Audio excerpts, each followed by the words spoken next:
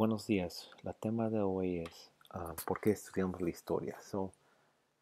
Ya que estamos empezando esta nueva clase de historia de los Estados Unidos, es bien importante que empezamos la clase, con un buen entendimiento sobre qué es la tema y qué significa la tema historia.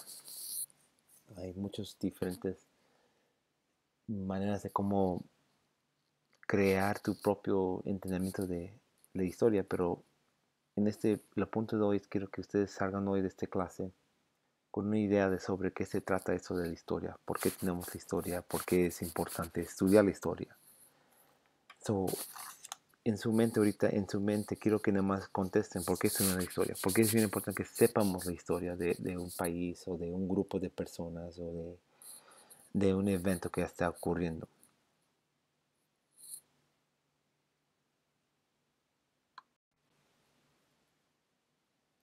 So, cuando vemos esta fotografía, estamos viendo el presidente de Estados Unidos, el primer presidente de Estados Unidos, que era en este tiempo el general George Washington. Y evento es cuando estaba atravesando el río Delaware a sorprenderlos, a hacer una sorpresa, un ataque de sorpresa a los ingleses. Y muchos creen, no, pues era una importante batalla, no hay duda sobre eso, pero de Valley Forge.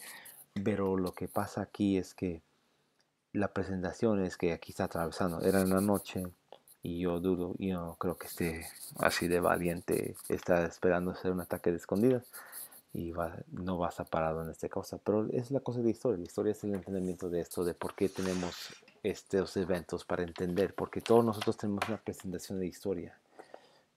Y hasta en esta clase, la historia de los Estados Unidos se va a presentar de una manera positiva como cualquier persona quiere que salgan todos bien, que se vean bien.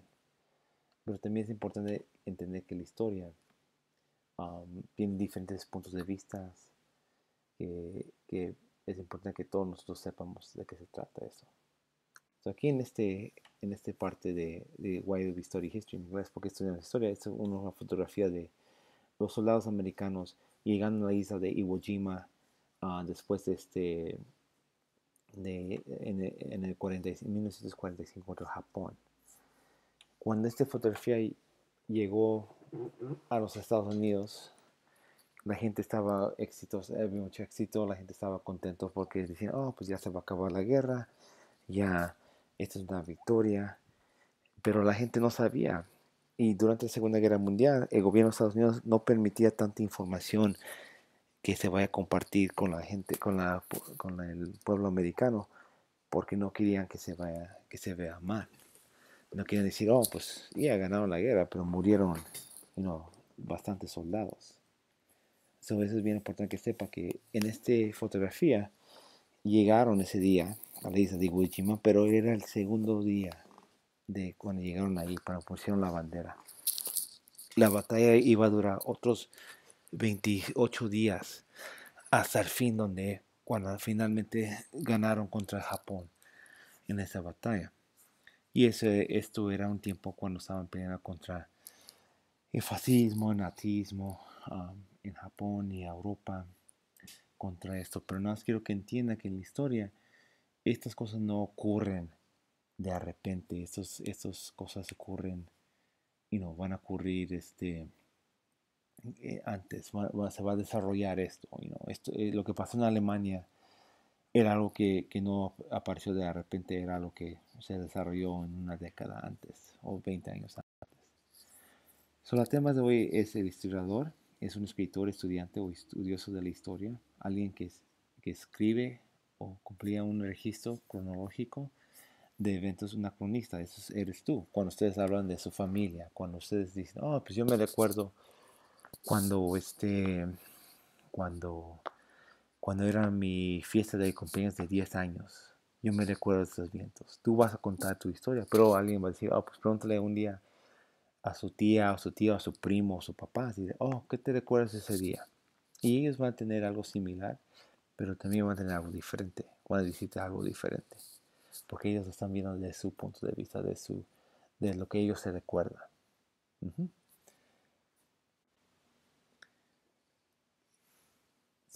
Como estaba diciendo, hay varios temas que necesitan entender.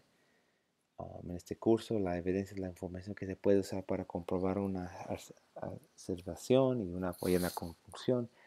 Eso es bien importante en este tema de clase de historia porque necesitamos saber que cuando estudiamos la evidencia o cuando hoy en nuestro mundo, cuando alguien dice algo en Twitter o en Facebook y no tienen evidencia, eso es bien peligroso para creer toda esa cosa. Ahorita en nuestro mundo hay gente publicando cosas que no tienen nada de sentido, número uno, y número dos, que no tienen nada de evidencias para decir que sí es verdad. En la historia, en los libros, cuando estamos estudiando libros, estamos tomando las pruebas, la evidencia que tenemos de varias diferentes perspectivas para decir que eso es lo que ocurrió. Y ustedes como personas, una de las metas de esta clase es que ustedes tengan esa herramienta de decir, ok, aquí hay varios puntos de información que es la historia y ustedes van a crear su historia de lo que ocurrió, de los eventos, usando evidencia. Y esto se aplica no nada más en la historia de esta clase, pero en su vida, cuando estén hablando de diferentes personas desde su punto de vista. La siguiente es la fuente primaria, es un documento y otro registro de eventos en el pasado creado por personas que estuvieron presentes cuando ocurrieron esos eventos o durante la época en que ocurrieron. Por ejemplo, vemos ahorita en la pandemia un noticiero que es un video de una noticia que habla de ese evento. Es una fuente primaria. Un periódico, un artículo publicado durante este tiempo es una fuente primaria.